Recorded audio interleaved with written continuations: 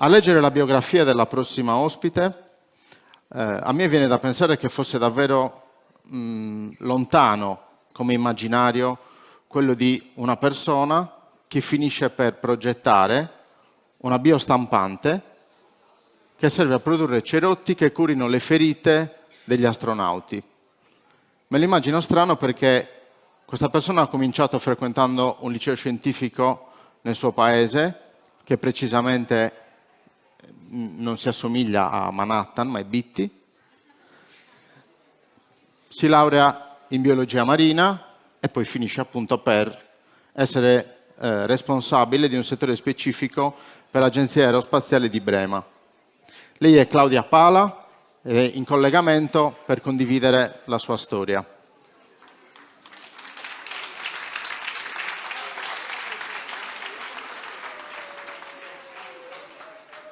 Ciao a tutti, buongiorno, mi sentite?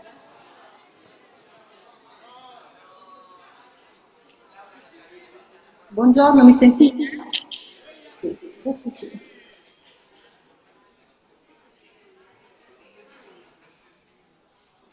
Ok, perfetto. Intanto grazie per l'invito, per me è un piacere poter raccontare ai ragazzi qual è stato il mio percorso formativo e anche professionale. Avrei voluto essere lì in presenza, nonostante oggi qui ci sia il sole, stranamente io sono a Brema e lì ci sia la pioggia, però avrei voluto essere lì di persona, ma purtroppo ciò non è stato possibile. Sì, io sono una microbiologa di Bitti che vive ormai da quasi 10 anni a Brema in Germania. Non so se avete la possibilità di far partire il video, oppure posso già iniziare a raccontarvi un po' quello che è stato il mio percorso. Partiamo dal video, possiamo condividere il video.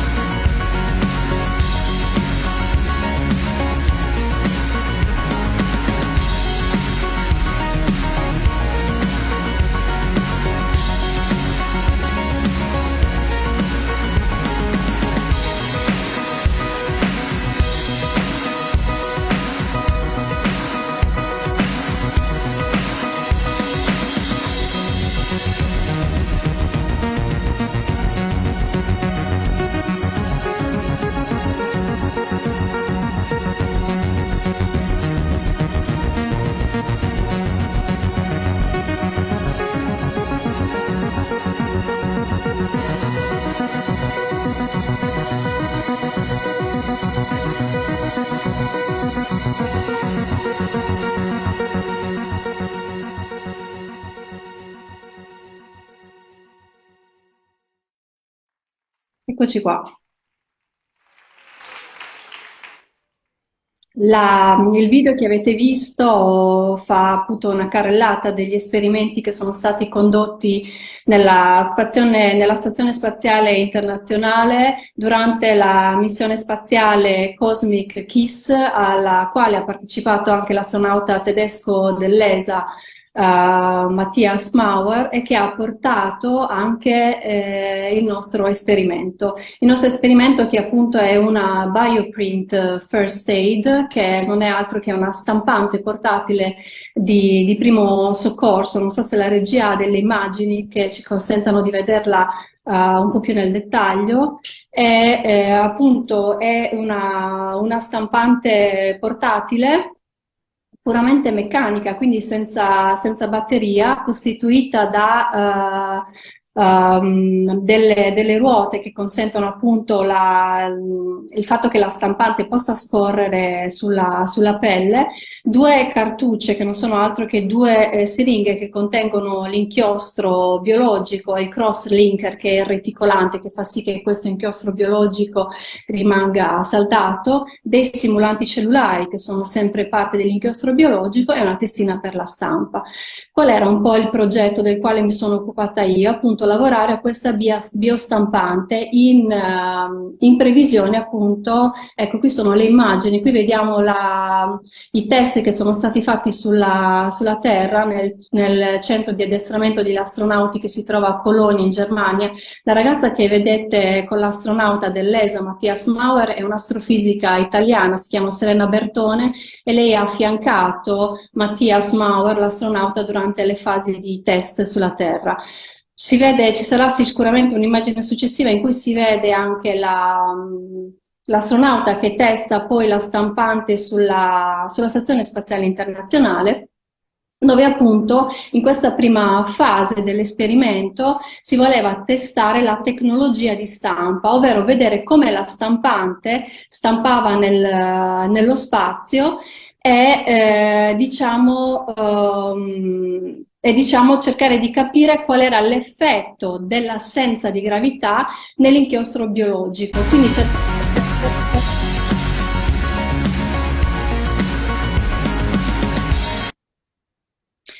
Quindi cercare di vedere, cercare di capire se gli stessi risultati che avevamo ottenuto qui sulla Terra li otteneva anche l'astronauta sullo spazio. Diciamo che la stampante è stata testata un anno fa, ormai a febbraio dell'anno scorso, e diciamo che la stampa ha dato degli risultati eccellenti, nel senso che l'inchiostro non è stato modificato, così come neanche le proprietà di stampa.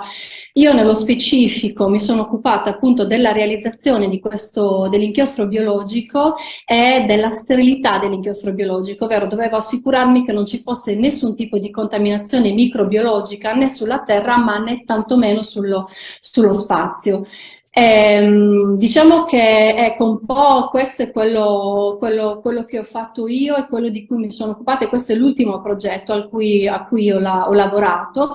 Però voglio raccontarvi un po' come io sono arrivata a lavorare a questa biostampante portatile, che appunto lo scopo è quello di supportare, come dicevo prima, le missioni lunghe che verranno fatte sulla Luna e su Marte, proprio per stampare poi in un futuro dei cerotti biologici che andranno a curare le ferite della pelle. In questa prima fase, come ho detto, è stata misurata la tecnologia, testata la tecnologia di stampa, e quindi l'inchiostro biologico non aveva cellule vive e non aveva nessun tipo di proteine della pelle, ma aveva dei simulanti cellulari, proprio per vedere la distribuzione eventualmente delle cellule vive o delle proteine della pelle sull'inchiostro biologico attraverso l'effetto dato dall'assenza di gravità.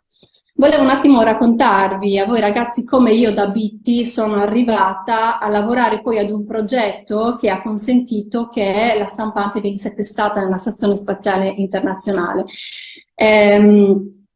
Io ho fatto il liceo scientifico Michelangelo Pira di Bitti, e sin dai primi anni ho manifestato un interesse spiccato nei confronti della biologia e delle scienze biologiche, che man mano che andavo avanti con gli studi del liceo cresceva, aumentava questa passione, tant'è che poi mi sono ritrovata al quinto anno del liceo scientifico a dover decidere dove andare a studiare e cosa fare.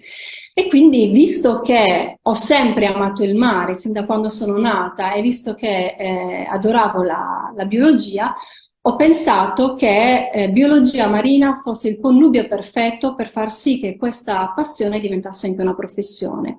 Quindi iniziai a documentarmi, a cercare dove sarei potuta andare a studiare biologia marina e venne fuori che Ancona, l'Università di Ancona era la migliore in Italia per lo studio della biologia marina e quindi comunicai la mia scelta ai miei familiari, ai miei genitori, ai miei amici. I miei amici mi dicevano Ancona, ma Ancona dov'è Ancona? Cioè, nel senso, ovviamente non era tra le università più gettonate, perché ai tempi, ma anche ora, andava di moda andare a studiare a Bologna, a Roma, a Milano, a Torino, non so, insomma, Ancona era un po' fuori dal mondo, ecco. Non la conosceva nessuno. Erano un po' scettici, devo dire, anche i miei genitori non erano proprio convintissimi, però mi hanno sempre supportato e aiutato. Quindi partii da Bitti e andai ad Ancona col traghetto, arrivai a Civitavecchia, poi presi il treno per andare ad Ancona, non conoscevo nessuno, ero spaventata sicuramente, ma ero anche molto carica di questa nuova esperienza, di questa nuova avventura. La mia idea era un po' quella che finita l'università, quindi conseguita la laurea triennale e poi specialistica, sarei tornata in Sardegna a fare la biologa marina e avrei voluto lavorare in un'area marina protetta, qui, cioè lì in Sardegna.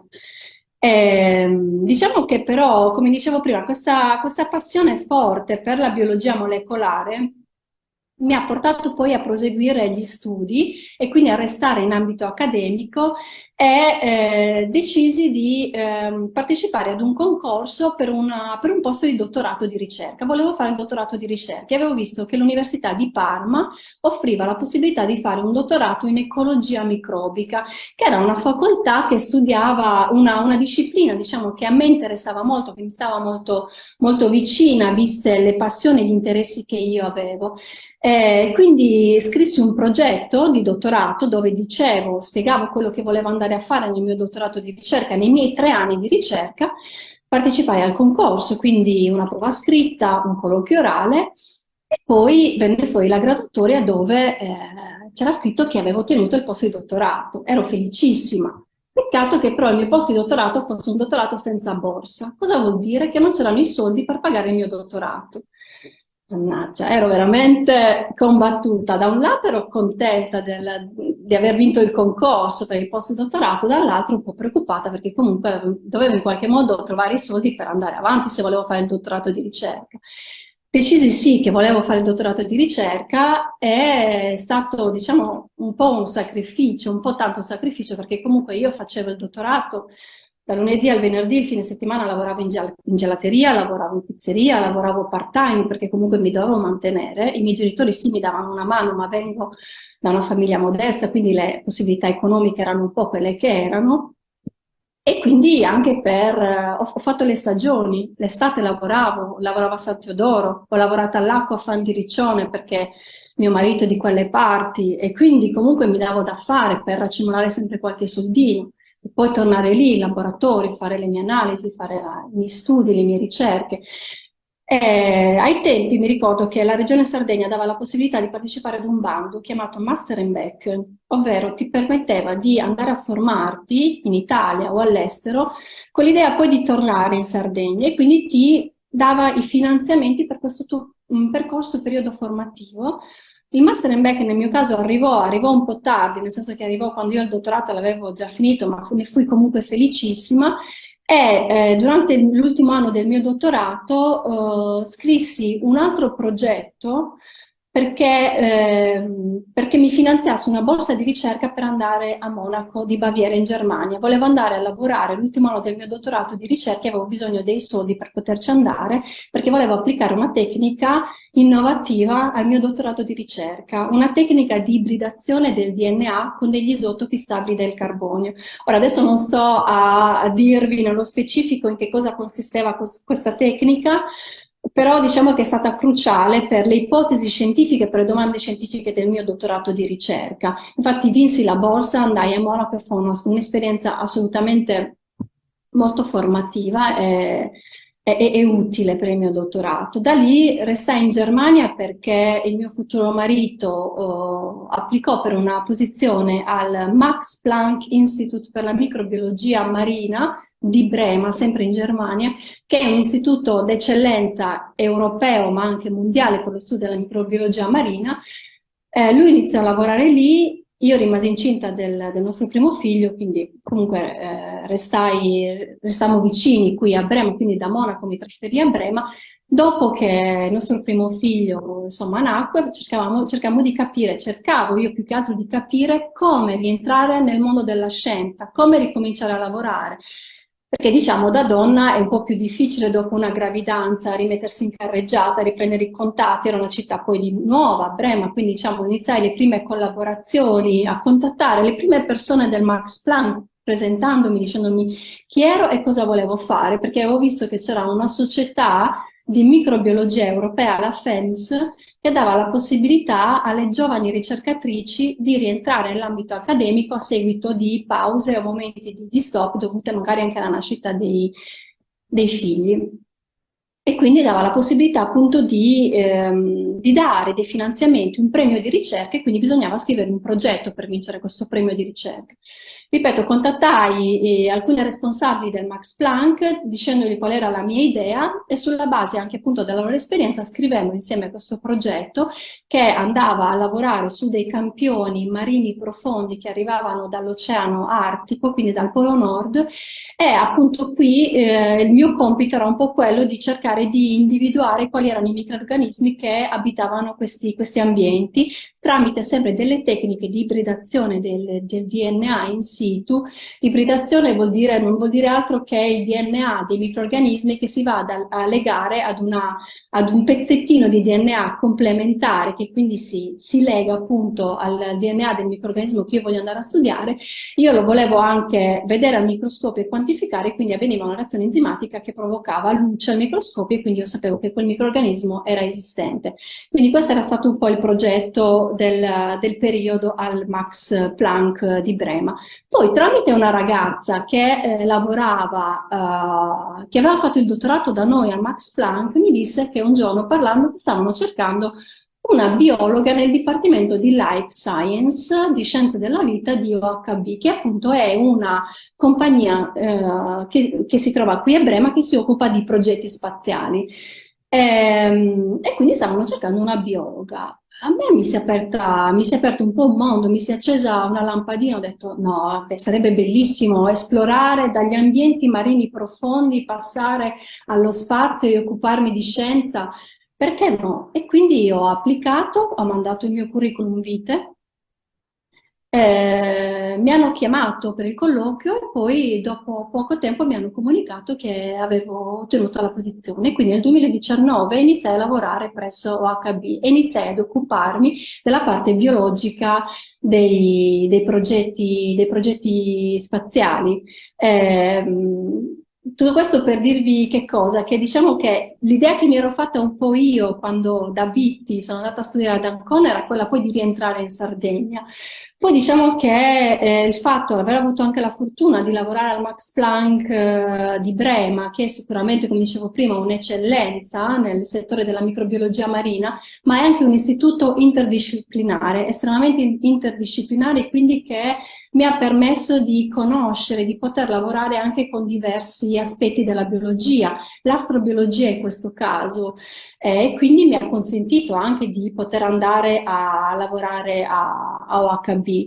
Il mio messaggio che voglio lanciarvi, ragazzi, è quello di inseguire le vostre passioni, di inseguire i vostri sogni. Io sicuramente quando sono andata via da Bitti non mi sarei mai aspettata di poter partecipare, poter contribuire ad un progetto che poi sarebbe stato testato nella Stazione Spaziale Internazionale dall'astronauta dell'ESA, dell'Agenzia Spaziale Europea. Però diciamo che il mio percorso è stato un percorso di dedizione, di costanza, di sacrifici, di coraggio anche, perché sono andata via dalla Sardegna da sola che non conoscevo nessuno, e poi da lì mi sono spostata a Monaco, quindi ci vuole anche coraggio, ma ci vuole passione, ci vuole curiosità. Io continuo a studiare sempre, continuo a leggere sempre, ragazzi, veramente cercate di documentarvi sempre, leggere sempre vi apre la mente, vi dà la possibilità di avere idee per essere innovativi e per essere al passo coi tempi. Questo è il mio consiglio, se avete la possibilità andate fuori dalla Sardegna, imparate le lingue. Io durante il mio percorso accademico ho imparato lo spagnolo perché ho fatto l'Erasmus in Spagna, ho vissuto un anno in Spagna. Dopo la laurea specialistica ho fatto una summer school, una scuola estiva di inglese a Brighton e adesso qui, vivendo in Germania, ho dovuto, non sono amante del tedesco, però ho dovuto imparare anche il tedesco. Ovviamente lavoro in inglese e quindi sì, imparate le lingue, ma poi tornate in Sardegna. Tornate in Sardegna perché la nostra terra ha bisogno anche di voi, ma ha bisogno anche di noi. Io adesso sto lavorando ad un progetto Claudia, perché voglio tornare in Sardegna. scusaci, Sì, vorremmo farti una domanda dal pubblico, possiamo? Così poi procediamo certo. con gli altri. Grazie.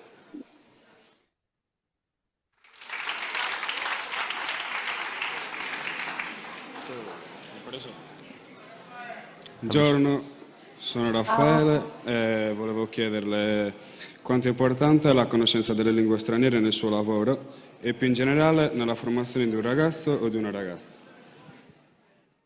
Beh, la conoscenza delle lingue straniere è fondamentale. Se vuoi fare questa professione, io se avessi parlato o solo sardo, o solo italiano, purtroppo non sarei riuscita ad arrivare dove sono arrivata. Non avrei potuto partecipare ad un progetto dell'Agenzia Spaziale Europea. Sarebbe stato impossibile. Quindi l'inglese è fondamentale. L'inglese appunto vi apre tante porte e vi dà la possibilità di fare tante esperienze lavorative, tante esperienze formative che poi si riveleranno importanti nel vostro poi percorso professionale. Quindi le lingue sono importantissime. Quindi noi Grazie. siamo facilitati da sardi perché impariamo due lingue dalla nascita, o perlomeno la maggior parte di noi, il sardo e l'italiano. Quindi in questo senso abbiamo una marcia in più per imparare le lingue. Quindi sì, le lingue vanno imparate, sono importanti, sono fondamentali. Grazie, Grazie a voi. grazie Claudia. Ce l'immaginavamo Grazie. abbastanza complicato il passaggio da BT a Bre, ma in effetti era bello articolato. Ma Grazie, interessante. Ciao, grazie a buona voi. giornata, grazie.